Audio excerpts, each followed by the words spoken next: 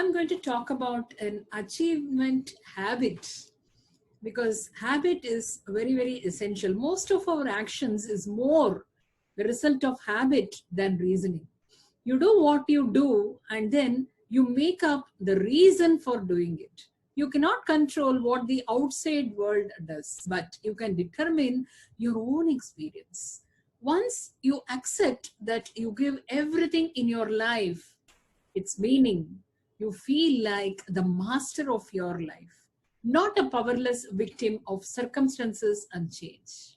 People are more concerned with reinforcing the self-image than with their actions. Thus, to change behavior, you first need to change your self-image. If you ask people to be voters, you get more voter turnout than if you simply ask people to vote. We all have ideas in our minds of what and who we are, and that strongly colors how we respond to the world around us. If you take time to be aware of your current mental state and then deliberately alter it, you can force your brain into more balanced activities. Eventually, this de-stressing becomes automatic. We are faced with a paradox. We need reasons to, so we appear reasonable. Yet, when we use reasons, we are not taking full responsibility for our behavior. The problem with reasons is that they are just excuses prettied up.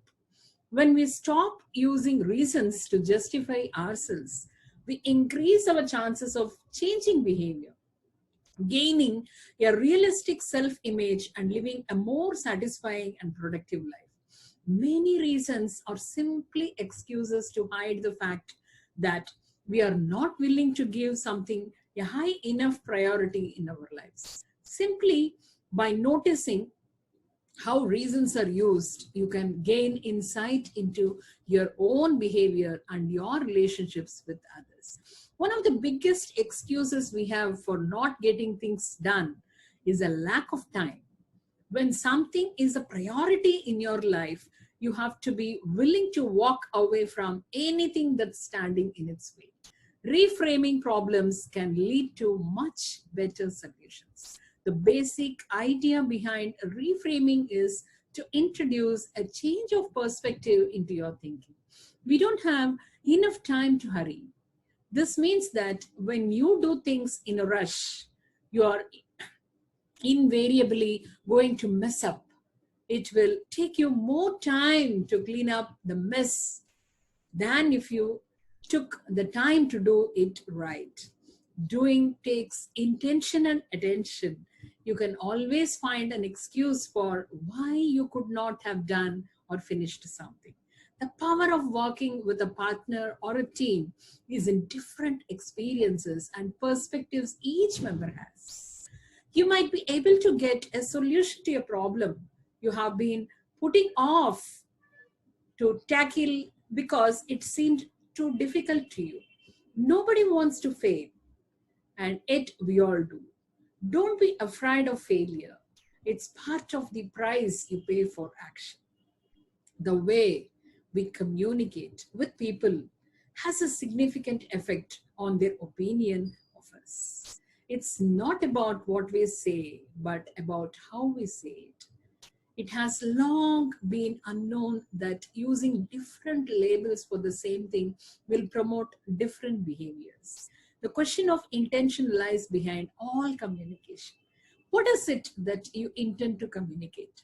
Simply saying something does not mean it has been actually communicated. There are often misunderstandings because people do not make sure their meaning are shared. When giving feedback, make sure you first say two I like statements followed by one I wish statement. History is an ongoing flow. All stories that are told with the beginning or distortions of what has happened.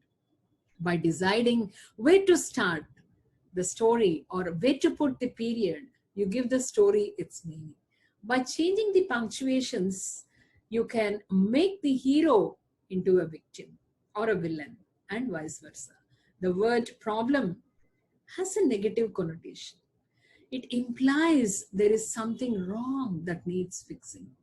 However, if a problem is reframed as an opportunity to make things in our life better, then it becomes a positive, and a problem solving can be recognized as one of our basic life forces. Problem is a word used to describe any situation that you want to change. Stay blessed.